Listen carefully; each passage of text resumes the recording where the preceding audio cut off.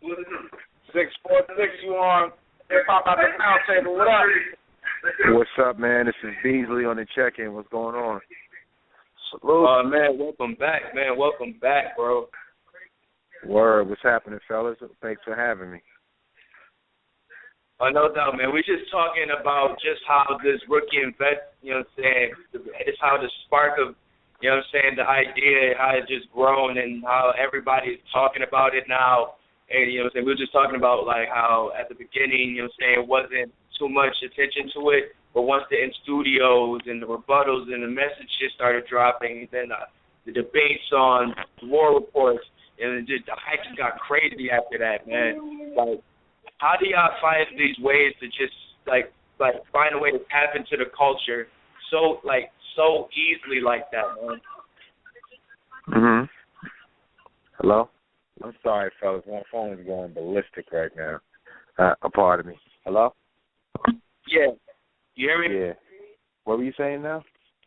Yeah, I was basically just saying, like, since, like, the marketing of the rookie and vets has just grown from, you know what I'm saying, from just little to, you know what I'm saying, enormous now. Like, I just want to know, like, how did you guys find a way to, like, be able to tap into the culture and the way you guys do to be able to, like, make somebody not care about a card full of rookies and vets to make everybody think this is going to be the best card of the year? I think a lot of it is just showing the importance of it to the individuals battling. You know what I'm saying? Like, I think once people started to see some of the interviews and the in-studio series and some of the things that we came up with, it just was the right thing. And it's not just, you know, anybody can do like an in-studio or an interview or whatever, but I think the combination of it coming from us and just the way we laid out the trailer, you know, we are like the leaders and kind of like the forefathers of this particular style of battle rap. So, you know, when we show the vintage footage and everybody outside looking young and, you know, where it's come from as to where it's going and the reason kind of why we're doing this, I think it had some importance to the consumer or the battle watcher to say, hey, you know, this might be something different. You know, everybody's always watching these guys battle each other at every major event. What would it be like if somebody new actually had a shot to come out and try and do something? So I think it creates an interesting dynamic similar to what you had with the Midwest movement when, you know, these guys were coming out here and nobody knew who they were and they were from, you know, places like Detroit and Michigan, you know, and, you know, you had all the guys from New York going against them. It made it interesting. It's just like anything with a competition is the basis of hip-hop. That's why we love battle rap, to see if somebody can beat another guy, or if the guys from the West Coast are better than the guys from the East Coast. The guys from St. Louis, are they better than the guys from New York? Are the new guys beating the old guys? You know, anytime there's a rivalry or some level of competition displayed, it's the essence of hip-hop, and you can't beat that. So once we got it out there, people start to care, and it comes from a reputable brand like URL, eventually they're going to fall in line and become interested. I just think that it kind of took people back and reminded them of the old feel. That feeling that you first got when you saw the battles is what people are seeking, you know? So to us, we just decided to just do a little bit more than we normally do. But I think that I'm going to continue to promote on this level every time, because it also makes the MCs get more prepared because they don't want to be embarrassed, because they know everyone's going to see it. That's real. Right. Yeah, you're going to have people complaining on blogs. Hold on, I'm sorry, guys. Hold on. I'm not going to. Hold on, I'm listening. I'm like manning messages at the same time. I'm sorry. Oh, yeah, we know. Y'all my phone is going crazy right now. Oh, Hhrt, we got Norbes on the line. I need you to refer to me as God. Okay, first and foremost. This nigga here, man. This nigga wild. This is the third name we have to call him. Are you serious right now, Norbes? They call me God. You gotta understand. I foresee things. Nah, I foresee it. You I'll gotta probably listen. call you Jesus from down the block. You can call me that too. That's not a problem. I was hearing what Beasley was talking about, and he's a little more humble than I am. The bottom line is these vets got soft on us, and you had to bring back the competition. You know what I mean? Mm-hmm. That's why this card, it's really about bringing back the competition. I remember when Hhrt wanted nothing better, more than to destroy Mav, and the Midwest guys felt disrespected by the East Coast guys. And when they got established, they kind of lost that hunger, and they want to hold on to that spot. And now you got these rookies that want their spot. So, you know, it's exciting, man. I ain't gonna front. I'm hyped. You guys coming tomorrow? Nah, we'll be at No 5 though. I think you're gonna also see the best from the rookies that you've seen in a long time. I mean, the best of the vets that you've seen in a while. I promise you. You're gonna see the best vet performances that you haven't seen from the vets in a long time.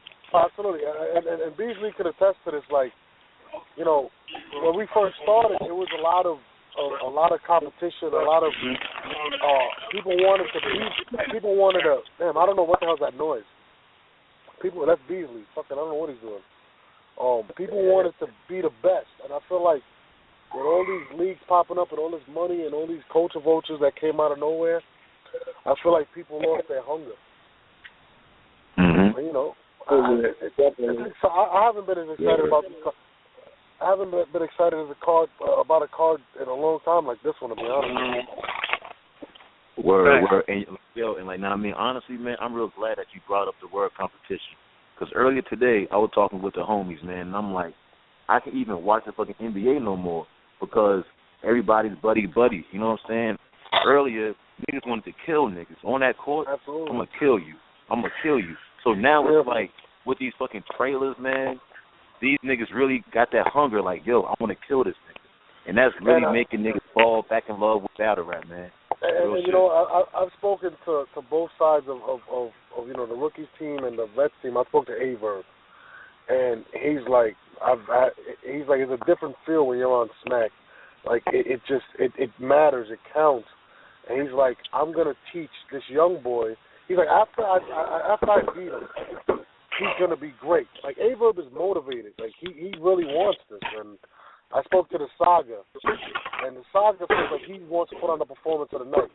So it's just crazy to actually hear people wanting to kill each other. You know what I mean? Like literally, just go in there and prove they're the best, as opposed to just sitting there and not bringing a third round or choking or just not being competitive at all. And I think this card is exactly what myself, Beasley, Smack, and Chico actually were gunning for in terms of bringing the competition back, you know?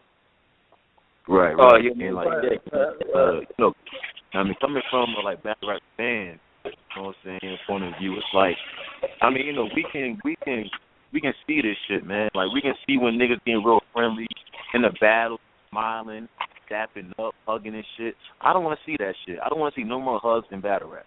None of that shit.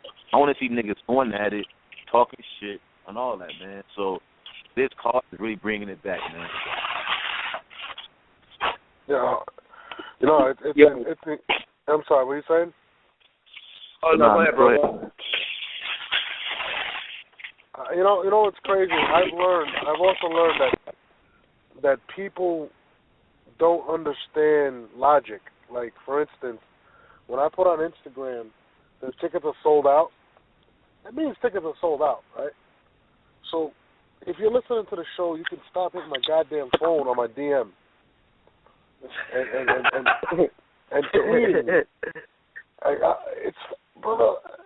It's a good feeling to be able to sell out a venue, but it's annoying. You guys don't understand what you got to deal with everybody became a media outlet. It's fucking ridiculous to me. But yeah, where the hell is Bees? Facts. Yeah, like you said, everybody is sold out. Tickets are sold out, son. The stop is over. Where's Beasley? Beasley's still here. He's probably still running all up into the house in the stage right now. Yeah, I'm good. I'm just here, you know, doing like a couple of different things. Beasley right now. Yeah, I mean, he's doing a split between two chairs right now. He's getting ready for definitely not doing that. Cover on though.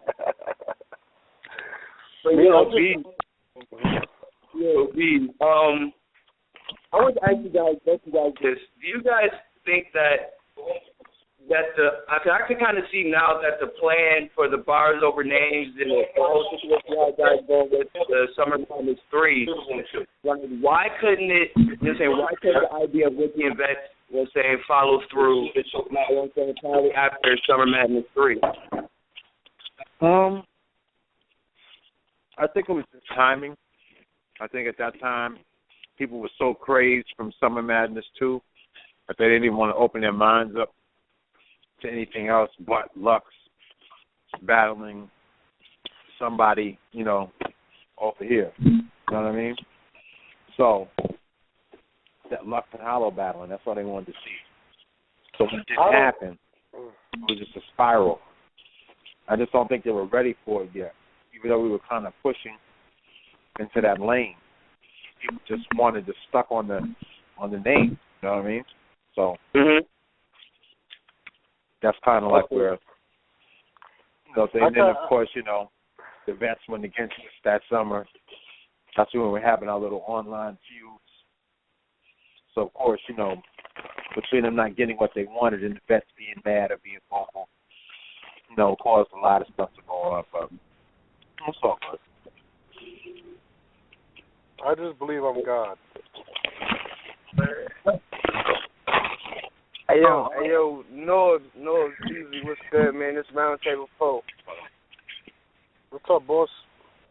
Oh, it's good, yo. I want to ask y'all, speaking on something that Beasley had said earlier when he first got on about, you know what I'm saying, the preparation and the extraness that y'all doing with the promotion, and he made a small point on kind of how things have been with King of the Dot and all that, to call out them niggas like that, how the competition has risen and niggas is getting names and shit and trying to go against URL on some we ready type shit. Did that play a factor on how y'all came at the approach for how you was with the in-studios and the rebuttals and the messages and all that? I'm not following. What's the question exactly? Like in the preparation of, like, when y'all sat down and said how y'all gonna approach promoting Rookies versus Vets. You follow me, my nigga? Like, okay, I get it. Well, basically, yeah, we don't. At the end of the day, I believe our competition is us, and I believe not only did the event motivate the battlers, I feel as if it motivated us too to really start, you know, when you see a card like this and the intent, the success of the UFF and believing in some of these kids and bringing them up, I believe just the card itself was something that got us hyped, you know. And sometimes you need that motivation, because, you know, we've thrown almost 50 events, and, you know, a lot of times it's the same thing, and it's just like the fans. You're like, you get tired of seeing the same shit, and you kind of lose a love for it. Not to mention, you know, I'm solely speaking on myself for this situation, but when I see these guys that come out, and Johnny from down the block got a battle league, and this guy that was hot in 1988 got a battle league, and these celebrities or whatever, like, it makes you kind of lose a little bit of love for it, you know, especially the fans that you bust your ass for, and you work hard for it, and you know, there's been many times that we've walked out without a dollar, you know what I mean, and we do this because we love it. And sometimes you lose the love for the simple fact that fans support this stuff. So, you know, something this refreshing and something like that, sometimes you need to motivate you. So, I mean, that's how I feel, to be honest with you. Like, and I think we all needed motivation in this situation, you know what I mean? We don't want the culture to go to shit. We love what we do. Well, I feel you. And I ain't going to hold you, because me personally, as a fan, looking on the outside, I see it as what you're saying, but also I get to feel like you, the Beasleys and the Smacks, that the people on that side, I feel like y'all want to show that y'all can innovate and progress and create something refreshing that to show, you know what I'm saying, these leagues, like you said, the ones that just pop up out of nowhere that y'all can't just, I mean, it's y'all slogan, you can't copy respect. Like, I feel like this is that kind of statement with the way y'all approach promoting it and the card and all that. That's the feeling that I get. And I wanted to see if that was reciprocated throughout, you know what I'm saying, y'all catch. You know, myself, Beasley, Smack, Chico, like, you know, there's people that, you know, the saying flash in the pan, right?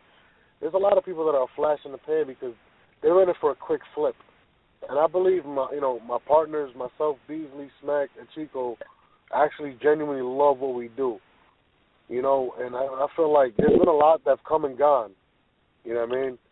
And it's just about a quick dollar to them. And I think a lot of the fans don't appreciate what Beasley, Smack, myself, and Chico have actually went through in the last 5 years. Like, it's not easy to throw events. I mean, we've had our ups and downs from Armageddon getting shut down to whatever. Like, a lot of stuff happens behind the scenes. And Beasley, like, man, that's like my brother, man. I love him to death. Like, there's times where I call him, and he's like the voice of reason. Like, he'll just be on some, you know, Norbes, don't worry about. Like, I'm like, this is really like my life. I love this, and I couldn't have picked better partners or a better team, and I really feel as if, like, the fans should understand that, like, and actually appreciate what we've actually done, because we actually love what we do, as opposed to just make a quick dollar off of it. And I think that's what separates our brand from anybody else, to be honest with you. Well, yo, I got a question for y'all, man, because y'all know y'all being politically correct, and I love that shit, but I like to I'm never politically correct. I don't like anybody. Who y'all niggas getting on tomorrow? Who y'all niggas, like, who is Smack, Norbes, Beasley, and Chico sitting in the room like, yo, I guarantee you, I got money down, because, like, I said earlier, Chess might beat DNA. He has a possibility, too, because any other time when DNA was in this position, a lot of the fans and some of the staff from URL thought that he was going to lose. This time around, it's not the same thing. So, who y'all got money on? You got to understand, like, when it comes to DNA, sometimes you got to kick that guy in the ass, because he's the epitome of laziness, but he's also extremely talented, and you know, he felt disrespected when people were saying Prez was going to beat him or ill will, and you know, that's how you motivate DNA. Like, we're not sitting there like we want DNA to lose, but we want the DNA that we paid for. We want the one that, you know, was hungry when we first seen him, and when he showed up and was dying to battle and battled P. That DNA. We want the creative one. We don't want the one that got fat and doesn't want to be competitive. So, and all in all, we're not sitting there like we want Hhrt to lose or we want this guy to win or that guy to lose. Like, I just want to see great battles. I want to see the reason people fell in love with Smack URL. You know what I mean? The competition. So I'm not sitting there saying, you know, I want this guy to win. I just want great battles, to be honest with you. Nah, but I hear that. I mean, I hear you. I want a great battle, too, but you're still not telling me who you bet on, though. You know what I mean? I know you got all three hoodies, but what hoodie you going to be wearing in the building? I'm going with the rookies, man. I'm definitely rocking with the rookies. I'm going with the team rookies. You know, it's gonna be a tough uphill climb because, you know, you're going against the vets, but I believe that these kids are ready. I believe that T-Top is going to be the best. He's battling half man, half alien, Charlie Clips. You know, right. So that he's got the toughest matchup probably ever. Briz Rothstein's got another vet in front of him. I think he's ready. You know what I mean? I think a lot of people were sleeping on Saga until the Saga prep dropped. And I think the Saga's one of the best writers I've actually seen, and he has amazing vocal projections. Like I said, anybody go either way, man. Like I'm trying to get 4 out of 7 out of this. I got a bet with my brother Joe McCoy, and you know, so I'm definitely going with the rookies, man. Hey, so I don't know, man. I'm just saying. I wanted to ask Beasley too. Yo, Beasley, how'd How'd you meet Smack Jr. over here? Y'all niggas was working out at the same gym or something? Is the same Valley Fitness or something? Yo, Beasley call dropped, actually, I think. Oh, man. I had to figure this shit out. You got them jokes on, man. Yeah, got them jokes. Y'all niggas thought I was buying muscle milk and shit at the vending machine. I was like, oh, you like battle rap and shit? That's right. Here goes people right here. Yo, Beasley, you back on? Yeah, man. Sorry, man. The phone is going ballistic, man. No. Of course. It's a big day tomorrow. I asked Norbes, I wanted to ask you, who you betting on, man? Like, who you got in this race? Man, I don't even know, man. I don't need the politically correct. You already paid to make deposit, man. You good. I just need to know who you got. I'm all lost, man. Is any battle I'm just so focused on making this happen, man. Is there a battle or two? Battle of the night. You gotta understand, Beasley's politically correct. He's the opposite of me. Oh, okay. What battle are you looking forward to, Norm? Honestly, I want to see Chess and DNA. I ain't gonna fuck. Mr. Wavy versus K-Shine is definitely one that I'm just like, yo, I want to see. Wavy's coming back for the first time in a year, and I'm excited to see what Wavy's gonna bring to the table. And K-Shine, like I said, K-Shine's been hot and cold to me, so I know K-Shine doesn't want to sit there and lose to this rookie. So that battle is definitely something I want to see. Like I said, the saga versus Shotgun Suge. There's so many dope storylines in this event that I'm excited for all of them. Verb and Briz, it's gonna be insane. So oh man, I don't know. Hey, my last question, because I'm wild. My last question. Are you gonna bring Looney Devon? You said you got. So can you make that happen? You gonna bring Looney Devon? I'm trying to get Looney pregnant, man, but she's Latina, and Latinas are crazy, man. You don't understand, but I'm definitely gonna try to bang somebody's girlfriend in the crowd. So whoever's out there, I'm definitely gonna be on it. Okay. Links, go ahead, B. My fault. Nah, I just want to say this is going to be dope. I hope that the battles, live up to the hype. You know what I mean? But we just really were trying to promote the event and just bring awareness to it, get people to come out. But I think it's dope because it's the first time where you have a full card dedicated to rookies and vets. Where there's veterans that people consider to be top tier or super top tier level veterans, and they're going against solidified rookies, and they're doing it for 3 rounds. It's not like some 1-round foolishness. You know what I mean? It's like a real battle. You know what I mean? These are full battles. You know what I mean? They count. And they count. This is Smack. This is the only place that counts. Right. Yes, indeed. Well, I do not want to go deep into the topic at all, but do you guys think if somebody loses outside of URL, though, does it still count? I don't give a shit. It doesn't matter. The artists will tell you themselves. I spoke to Big T, Chilla, and DNA recently, and they were on a card.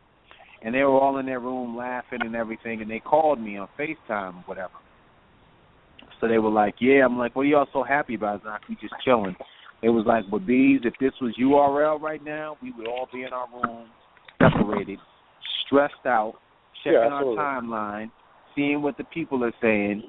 You know what I'm saying? We would be going crazy. And I just think that the cultural impact of URL is so powerful and strong that when you lose, everybody sees it. If you lose on another league, people will see it, but if you lose on URL, you're going to hear about it in the barbershop. You feel what I'm saying? This is a different, because the basis, even though we're online, the majority of our content is released online, it's still a street brand. It's still a brand that people from the street search for and are familiar with and that they know. And they're going to play it at the barbershop. They're going to make a bootleg DVD. It's going to get out. So people show up on their A game, and this is what people watch, and this is what people know. So I just think that the impact is so much stronger. So to answer your question, does it not count? I mean, I just think that the impact is more powerful on URL, so people take it a little more seriously, or they take it to heart more. You know, like a lot of times I would try to set these kind of matches up.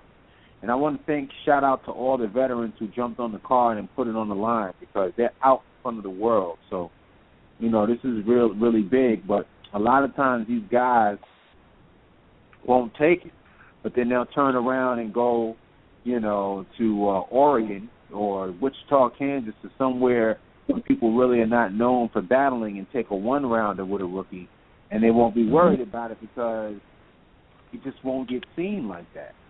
You know, but they know when they do it on URL, the world is going to see it. Word. Yo, Bees, man, it's a one battle on this card that I'm questionable about. Like, I'm digging this card, man. Like I was saying earlier, like the card, it was cool, but after all this fucking promo, like, yo, y'all did a fucking dope ass job pushing this shit. So now I'm hyped for this shit. But it's one battle I gotta ask about. Real Deal versus Snow. How did that happen? Well, you know, Real Deal's a UFF champion. Snow's a UFF champion, and you know, he had his match against Ill Will, and then against T-Top, where he didn't fare too well, but he's popular. People do like him. You know what I'm saying? And we told him we were going to book him again. And he's somebody who needs that shot. He's earned it. You know what I'm saying? He came, he went through the UFF tournament, he went back, he battled again. He doesn't bitch, he doesn't complain, and he's just a different style and energy. Like his cadence, his flow and delivery is different from the way that other people rap. So he has his own style, and that's what I appreciate and like about Snow. And Real Deal is just a veteran who's just very poised and just on point. Like, Real Deal is just so cool with his shit. You know what I'm saying? Right. That you can't even, nothing really phases him. His crowd control and the way he delivers is great. So it'll be great to see somebody who's real energetic and hyped and upbeat next to somebody who's kind of calm and poised, and, it'll be an interesting match. More than what people are saying, I don't think the attention was on it because the shit talking wasn't really up as much as the other battles were. And they're kind of two guys who have been out of the URL for a while. But I think that, they know how important this matchup is. When they get on the grand stage, they got to show up. Right. And honestly, man, I actually like that nigga Real Deal because, for one, his angles are crazy, for one. And two, it doesn't matter who you put in front of him. He's going to come with that shit. You know what I'm saying? Like, it doesn't even matter, like, mismatch, whatever. Like, Real Deal comes with it every time.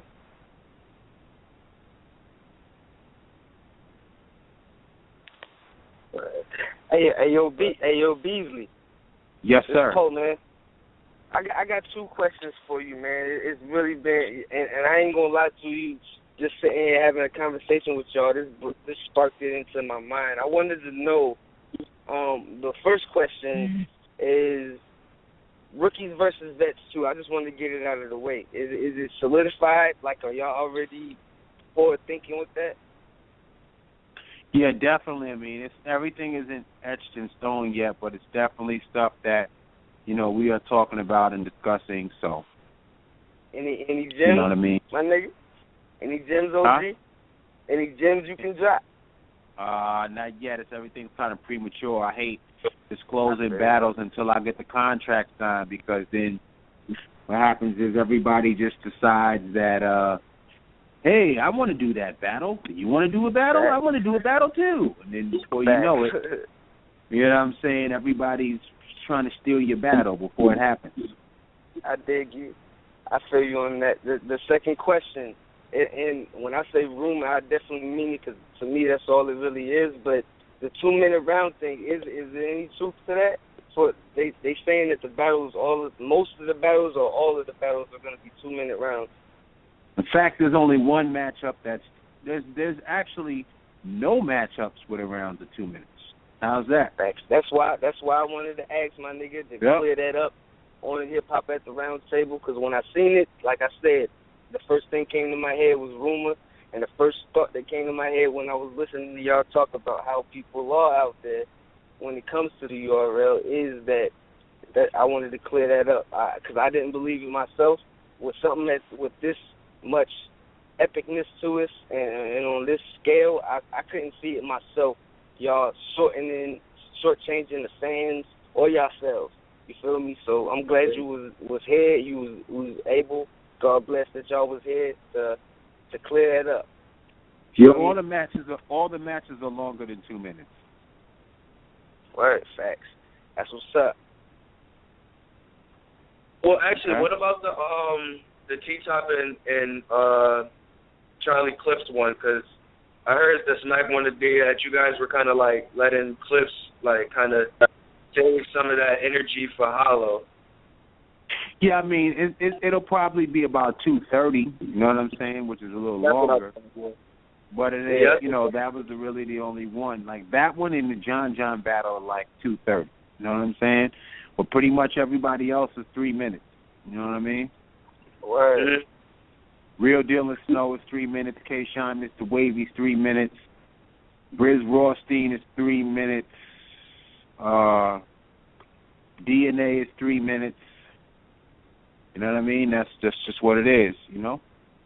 Well, speaking of John, how do you guys feel about him having another battle on the whole other coast and him having to rush over and all that? I don't know if you guys seen the tweet and such that he was. I know. I mean, I don't like the idea, you know. But John asked to be on this card. He wasn't on the card originally. Not that we didn't want him on the card, because we always like his talent and we want him on cards. We were actually looking to book him for Rookies and Vets 2.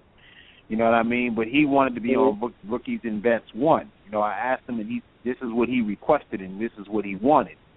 So, you know, he has to own up to it, and he has to live to it, you know. So, I mean, he's a talented guy. He knows it's important, and if he can fly and do a battle on the East Coast and then do a battle on the West Coast, and if he can win both of those battles, he's Superman. You know what I'm saying? The battle on the East Coast and the West Coast in the same day, he's the man. Oh, yeah, that's definitely. But just like I said, I know how you guys are about, you know what I'm saying, how they are prepared for it. Yeah, I mean, it was crazy, man. Because you know, the card actually got pushed back a little bit, you know, because remember it was supposed to be during All-Star Weekend. You know what I mean? But, you know, the venues were just so sky high, the hotels, the rates, everything, and it was freezing All-Star Weekend. So I'm glad we didn't do it, man. It was blistering cold in New York. So the fans would have been tripping. I'm glad everything panned out for the better. I think it makes sense for us to do it at this time, and I'm happy with the way that things are going thus far. And I'll be praying tonight, as I hope everybody else will, that everything works smoothly, because we need this, you know. And I see people saying, oh, there's a drought, there's nothing out. There's plenty of battles out. There's plenty of events that are happening. But I think that people just want it a certain way. You know what I'm saying? Like, it cracks me up because people will say, a lot of times I think people say stuff to get us motivated. And by any means, I'm not saying that we're perfect. You know what I'm saying? We still have a lot of growth that we can do, and we make mistakes sometimes, you know. But I just think overall, doing this thing, we know we got that vibe. We have that feel that the people want to see. So even though some of your favorite rappers are battling each other on other platforms, it just doesn't feel the same. It's not the same energy. It's just not, I don't know what it is. You know what I mean? So there's been other matches out, but I think people were just kind of waiting for some new URL matches. So they're going to get them tomorrow. And I need everybody listen. I'm about to really get going and start releasing these known 5 matches too. You know what I'm saying? So I want people to be hyped for that, man. Like that. Those tickets are on sale now at URL TV. That's going down Saturday, May the 9th. Known 5. If you miss Rookies and Vets, I suggest that you buy your known 5 tickets now, because I'm pretty sure after tomorrow and all those people that don't get in, they're going to be on there copping their tickets. Facts. We all in the building. Yo, we all in the building, son. The whole Roundtable, we in the building. Word. Yo, Bees, man. I gotta ask one thing, man. I don't know if you're gonna tell us, but is this Hhrt versus Surf going down at 905, man? Please tell me, man. What's up? Man, time will tell, man. That's a battle people. Oh man. Time will tell. Man, I want to hear these fucking gun bars, man. There'll be so many gun bars, man. I love that shit, man. Yeah, it's gonna be crazy. Yo, I want to tell you a noise before y'all got off, man. You know, usually as fans we be shitting on y'all when y'all don't put out battles in a timely fashion or y'all don't flood this shit, but y'all been doing y'all thing lately, and this card and everything y'all got going on in the Gnome joint, like y'all been on y'all shit, man. So you know what I mean, keep doing what y'all doing. Yeah, you know what I mean. We really trying to work on that and get the right type of system. I mean, I think the people are kind of spoiled too with like a lot of people doing the pay-per-view stuff. Right. So they're accustomed to seeing stuff and they get it and they want it when they want it. But to me personally, I like not doing pay-per-views because for a number of reasons. For one, your content is not secured. So when it's out, it's out. So however it's shot, it's shot.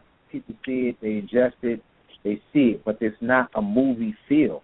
You don't have the opener. You don't have the graphics, the tales of the tape, the energy, the crowd, the people, the speed. It's just not there. You know what I'm saying? And then also it's like when you withhold it, you know, you get to hear the legend of it happening. You know what I'm saying? Like, man, did you go to the battles? Nah, I missed it.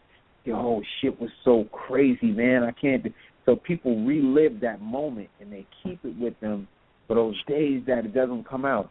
And then the people that didn't see it, they're talking about it and they can't wait and they're hyped and they want to see it.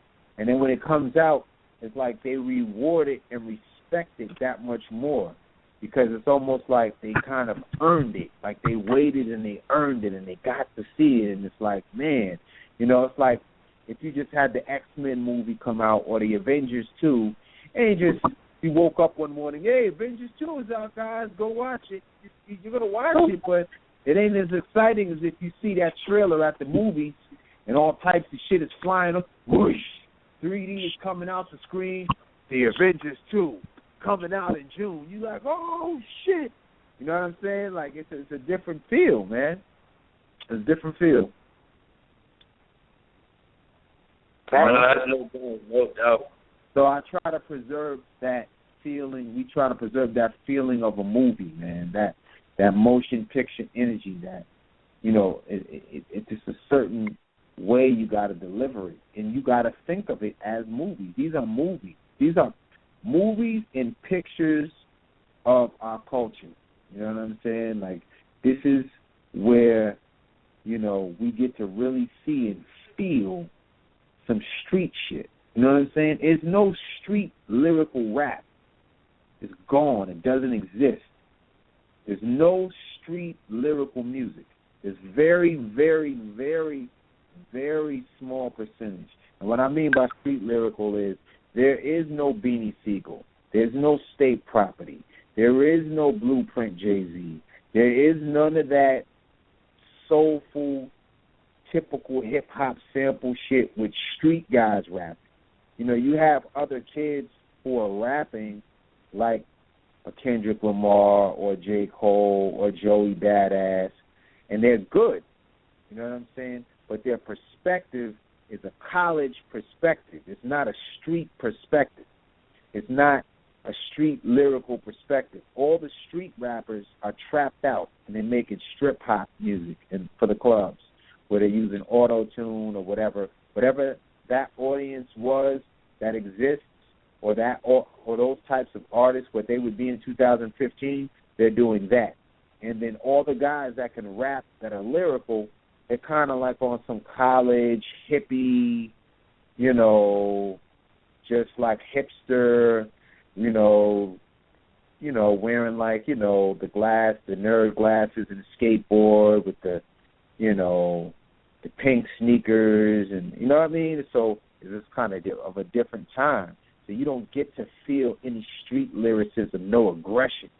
There's nothing that scares your parents with rap music.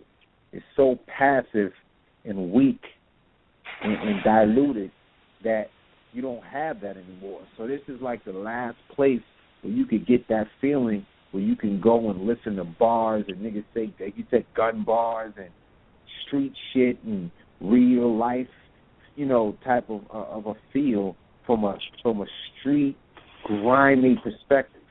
You do not have that in rap music. It's very, very few people that do that type of music at this point. So I think people are searching for that, and that's why it's popular now, Word, you like a rap encyclopedia, bro. Like, you have me over here quiet as hell just listening, bro.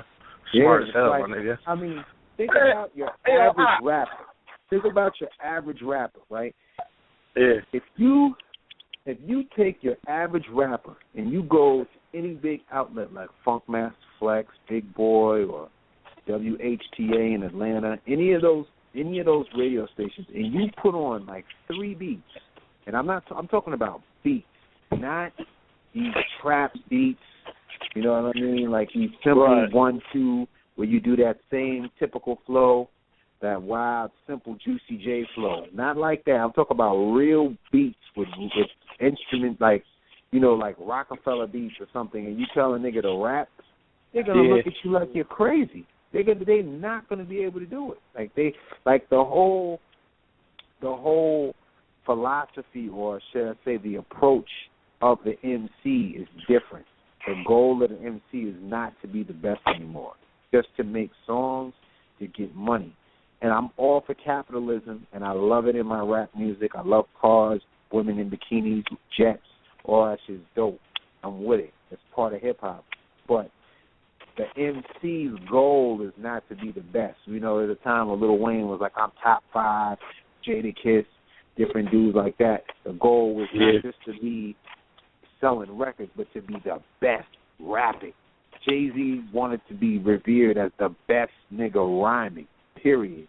He'll come to Flex and let off some rhymes on the air because that's part of hip-hop. That's a competitive nature that does not exist in our music at all. That camaraderie, that to be the best or be a better rapper, being a good rapper is not important. Just making a good song and selling some units is what is the most. Where before it was both. And you had guys doing both. You had Eminem, you had Jay-Z, you had these guys who wanted to be looked at as the best rapper, Lil Wayne even early on.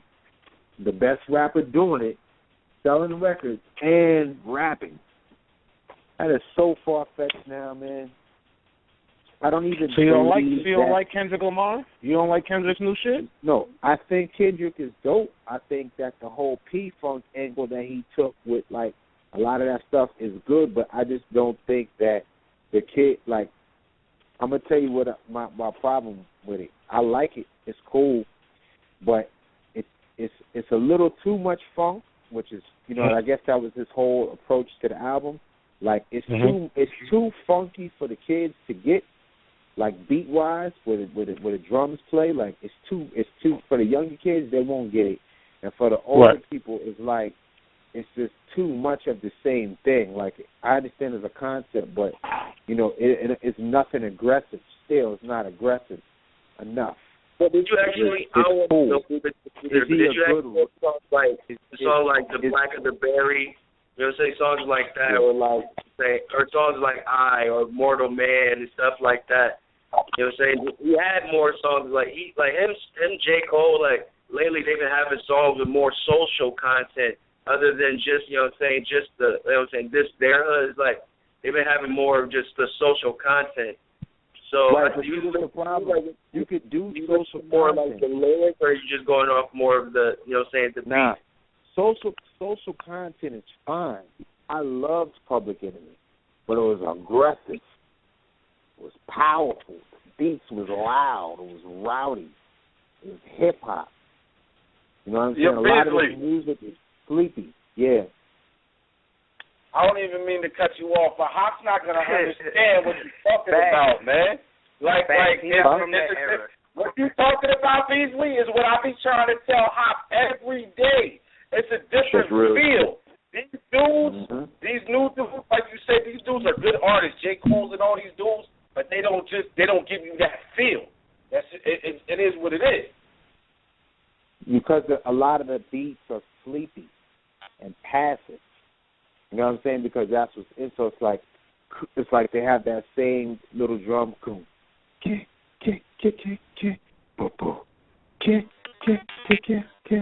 know what I'm saying? And they rhyming mad soft. It's not like an aggressive nature. Like hip-hop artists are typically aggressive in nature. They have an unforgiving presence when they come in a room. It's like, rah, I'm the best nigga rapping. I'm going to fuck your girl. I'm going to jump in a drop, and I'm going to peel out with your bitch. Like, that's the aggressive nature of a rapper. That's how he should be feeling at any time. You know what I'm saying? This shit is like something someplace else. Hold on, fellas. Talk to Norbes. Yo, no.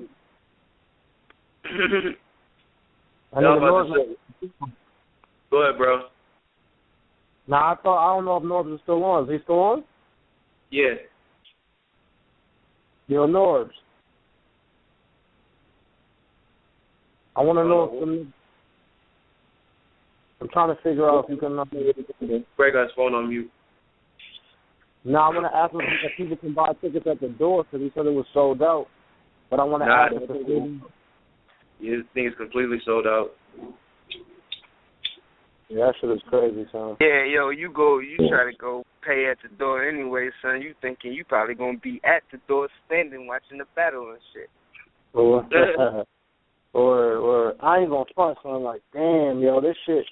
So I can't believe this shit is really going down tomorrow. So I ain't gonna front. I'm waiting for the timeline to be blown up. Yeah, I am God. Word up, son. Word up. Okay, man. There you go. Is Beasley there?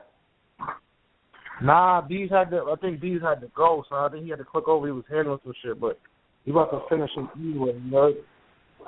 Man, I'm trying to get some ass tomorrow, dog. Fuck that shit. You know, any way you can get tickets come on out the door, that shit is a no-go also. That's a no. This ticket is completely sold out, dog. Like, yeah, no, man. that's dope, man. That thing's over, man. That thing is over. Hey, yo, Norbes, just check it out. I'm gonna call you tomorrow, right? I'm gonna let you know. You gonna let me know when the Hhrt battle going on. You just gonna put your phone down. I'm just gonna listen, my nigga. You heard? Yeah. I'm not. You know, it's crazy. My manager will probably have my phone by then, so I'm not gonna be dealing with anything. Nah, I hear you. I hear you. I'm just fucking around.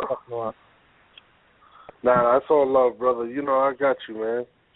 We definitely gonna chop it up, man. I appreciate you guys supporting what we do.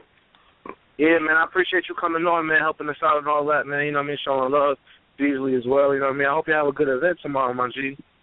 All right. Nah, thank you. I appreciate you, bro.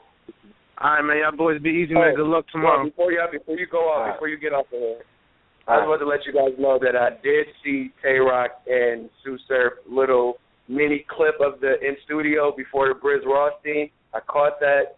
You know what I'm saying? Just want to let you know as a fan, I caught that, and I can't wait to see it. But, are y'all really going to do a new Smack DVD?